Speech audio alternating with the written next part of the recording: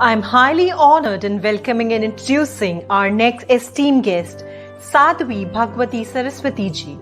She is a renowned motivational speaker and best-selling author, providing spiritual services, wisdom teachings, sacred actions, and deep spiritual practices. Presently living at Paramarthniketan in Rishikesh, India, but originally from Los Angeles and a graduate from Stanford University. She is a Secretary General of the Global Interfaith Wash Alliance, President of Divine Shakti Foundation, and Director of the famous International Yoga Festival. She has spoken at several United Nations events, including with the Secretary General and Deputy Secretary General of the UN. She has been featured at many renowned news networks such as CNN, New York Times, Discovery Channel, BBC, etc. Sadhvi ji has received numerous national and international awards. She serves on United Nations Faith Advisory Council on Religion, the Steering Committee for Partnership for Religion and Sustainable Development, and the Steering Committee for the World Bank United Nations. Sadhvi ji is the author of the books By God's Grace, a biography of her Guru, His Holiness Pujya Swami Chidanand Saraswati ji, and Come Home to Yourself. She gives daily spiritual discourses, teaches meditation, provides spiritual counseling and mentoring, and oversees myriad charitable and humanitarian projects and activities at Paramarthniketan. So, ladies and gentlemen, please put your hands together to welcome Sadhvi Bhagwati Saraswati ji.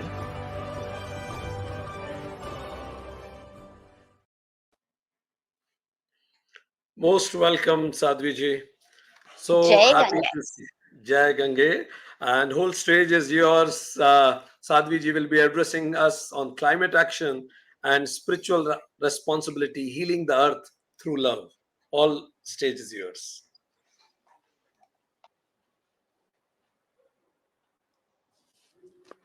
Thank you so much, Vikrantji, and it's so beautiful to be with you and with the entire United Consciousness family and community. And it was so beautiful to listen to Honorable Sri Akhilesh Mishra ji speak. If I didn't know that he was a diplomat serving the government of India, I would have thought he was a scholar of philosophy, giving a beautiful, beautiful talk on Sanskriti, on culture, on Dharma, on our spiritual philosophy and tradition. It's very rare and very beautiful to have these ambassadors, not just ambassadors of the soil of India, but actually ambassadors of the culture of India. So it was a beautiful choice to have him here. And I want to begin actually with a point that he touched on, which is that we focus so much on our human rights, but we tend to forget about our responsibilities. And our rights are critical, of course. We've spent, in the West at least, in America where I come from, hundreds of years fighting for rights, whether it was the rights of people who were of Black color to not be slaves, to actually have rights as human beings, whether it was the rights of women to vote, the rights of women to have a job, the rights of women to have a bank account. I mean, these are very recent rights that have been given to people, and they're critical. And when we speak about human rights now, especially in the Sustainable Development Goals framework, we speak about the critical importance of all people having the right, the inherent inviolable right to safety, to security, to autonomy, to clean air, to clean water, to clean soil, to at least primary health care, to education, to vote the way they want, to worship the way they want, to love the way they want. And this increasing and expanding awareness of the rights of all individuals is critical. It's beautiful to see. It's beautiful to watch different governments and courts and civil society bodies ensure that people have these different rights. And yet, I agree fully with Sri Mishraji on this, that in the drive to get our rights, we're forgetting about our responsibilities. We tend to think of responsibilities much more in a really small way, in terms of a responsibility as a wife or a husband or a mother or a father, or to our job. Like, I've got to get this piece of work done because I promised my boss. But these are really minute and very superficial levels of responsibility. As humans here on earth, as conscious beings here on earth, as beings whose life depends upon that which we've been given, the air we breathe, the water we drink, the food that Mother Earth gives us, the safety and the security to live our lives, to worship how we want, to love how we want, to work how we want, to live how we want, to dress how we want, to do all of the things. Well, there are the responsibilities that we have to give back, not just to our nuclear family, not just to the person who gives us a paycheck at the end of the month, but actually to the planet and to all of our sisters and brothers with whom we share this planet. And that aspect of responsibility is a critical part of spiritual traditions. You know, in the Bhagavad Gita, Bhagwan Krishna gives one of my most favorite mantras for life, which is Mamnu Smard Yudhyacha. Not that much time to go into all of the beautiful spiritual aspects of this, but in short, it just means remember me and fight the war. Means stay spiritually anchored, grounded, connected, remember the divine, and stand up and do your duty. That they're not separate. Too many people think that spirituality means I just sit here on a cushion and I close my eyes and I meditate, or I do my japa, or I sing my kirtan, I do my prayers. But spirituality is actually that which informs every minute of our life. Yes, the moments we spend sitting on the cushion, the moments we spend in prayer, in puja, but also the moments when we stand up from the cushion. The moments from when we wake up in the morning to when we go to sleep at night.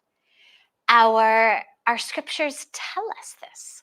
It's not that we have to go out of spirituality to understand how to live the moments of our life that are not rites and rituals and puja and meditation and sadhana.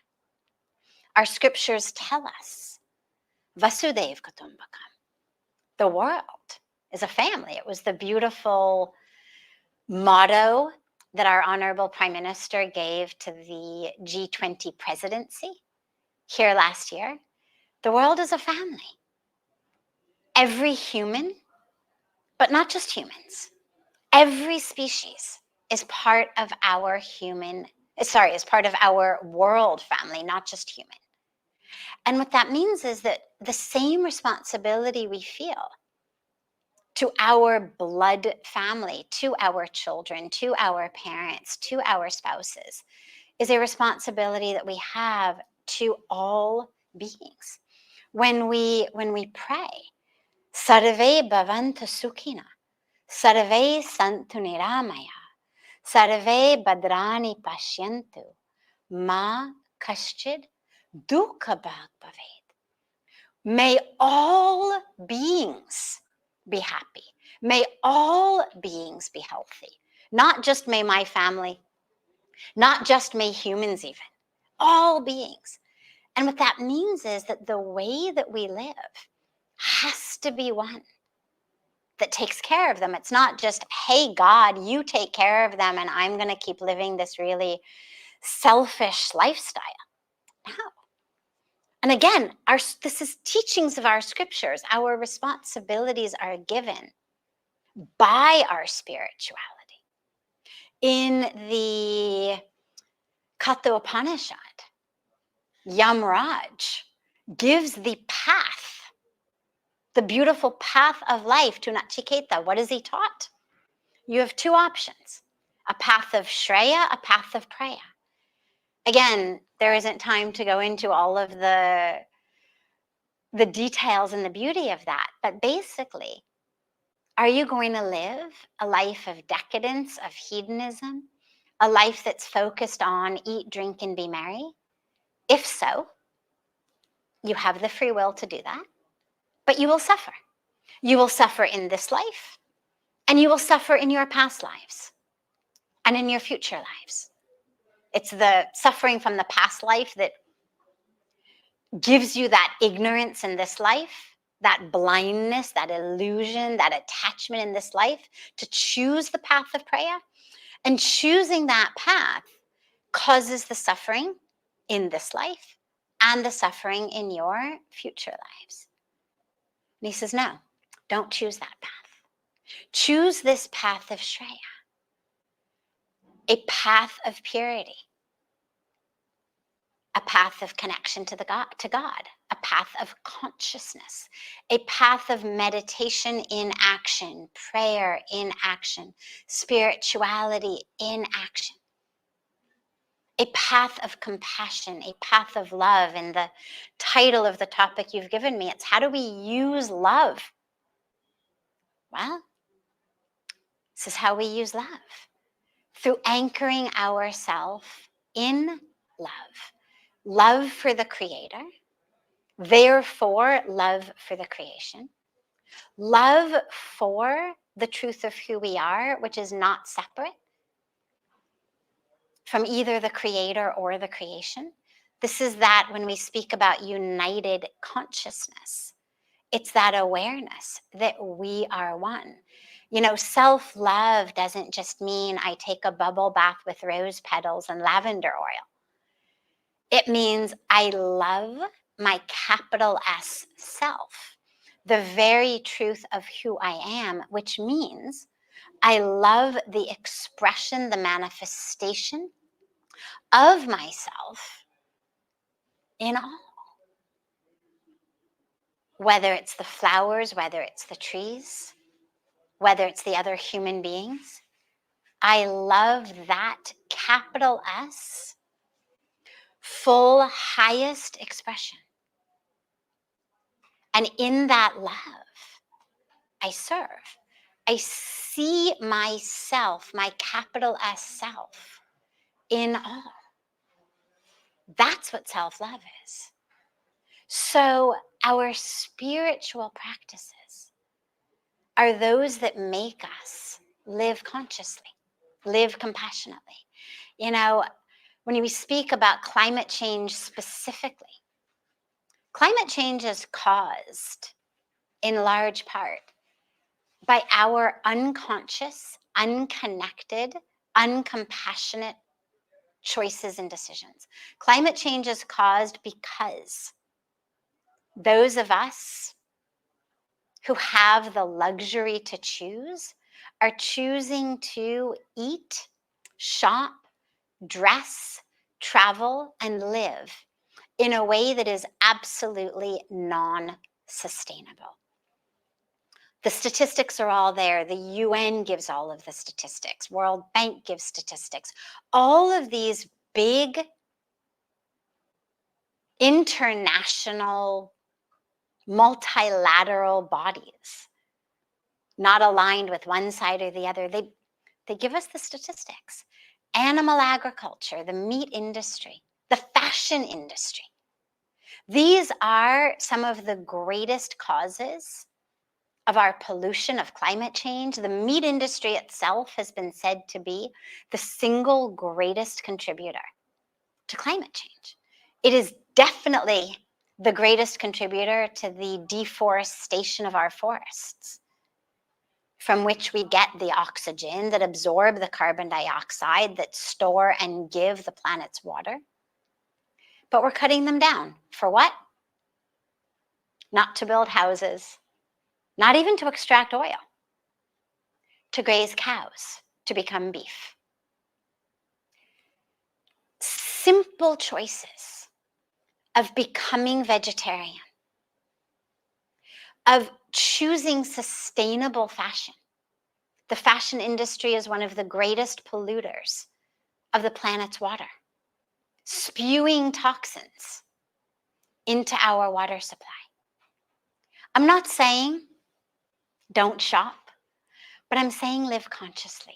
We don't have an untreatable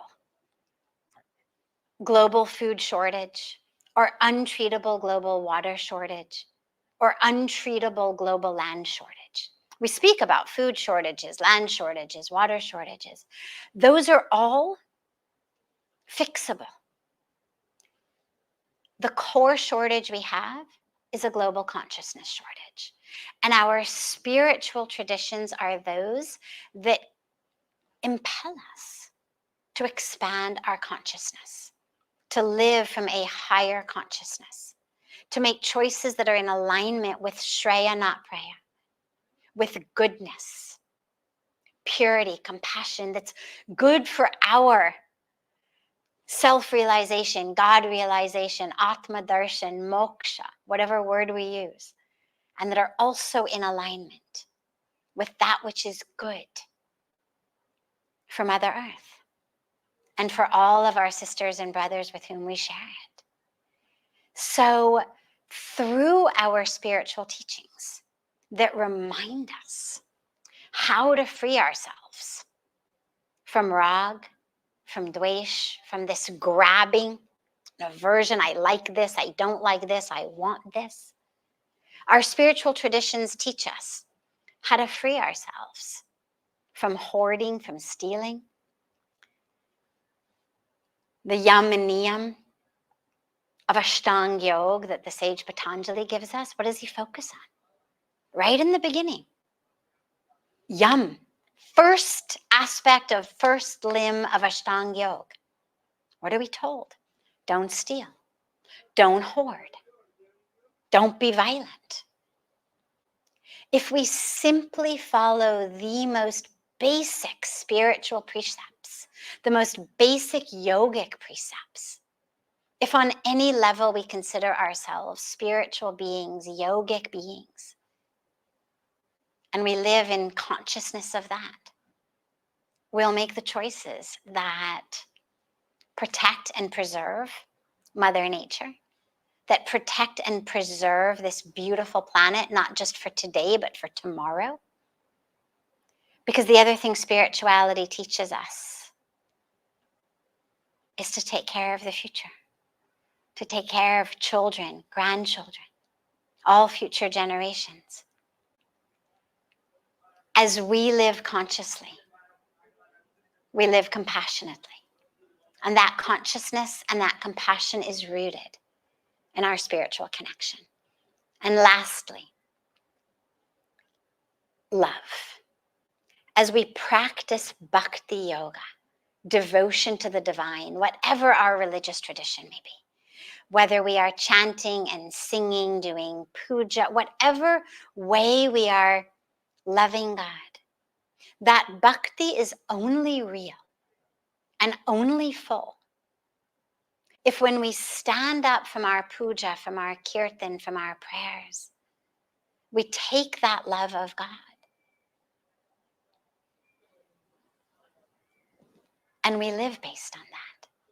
If we're just singing in theoretical bhakti and then harming the divine here on earth, it's not real bhakti.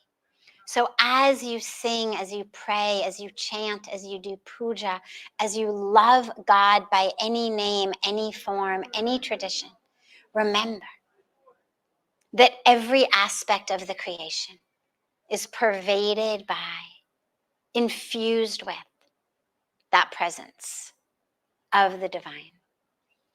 I have so much more to say, but my 15 minutes are over, so I will end here with just deep, deep gratitude to our United Consciousness family for continuing to remind us that we are one, and that consciousness and spirituality is not just that which we do sitting on a mat or sitting on a cushion or in a mandir or a church or a synagogue or a mosque or a gurdwara, but it's actually how we live, how we speak, how we act every minute and every moment of our day, and how to remember the unity of consciousness through our own individual expanding and higher consciousness.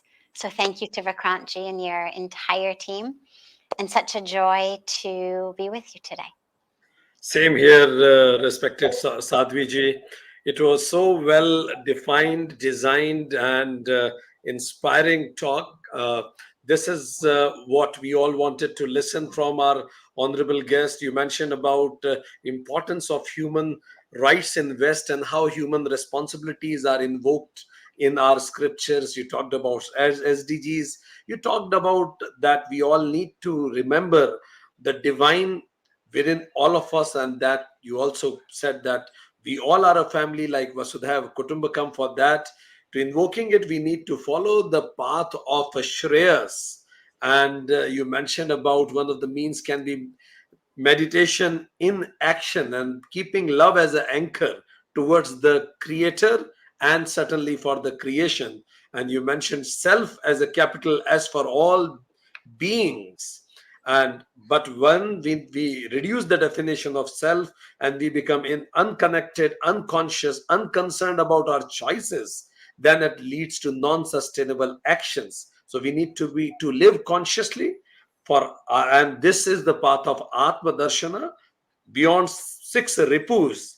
And one of the strong means to it, as you mentioned, is love, bhakti yoga, because the divine pervades and infused in everything, every being. So kind of you for your inspiring words, Sadhvi ji. Jai Ganga. On behalf of United Consciousness, I thank Sadhvi Bhagwati Saraswati ji for coming on to the platform of United Consciousness and sharing her views. Thank you so much.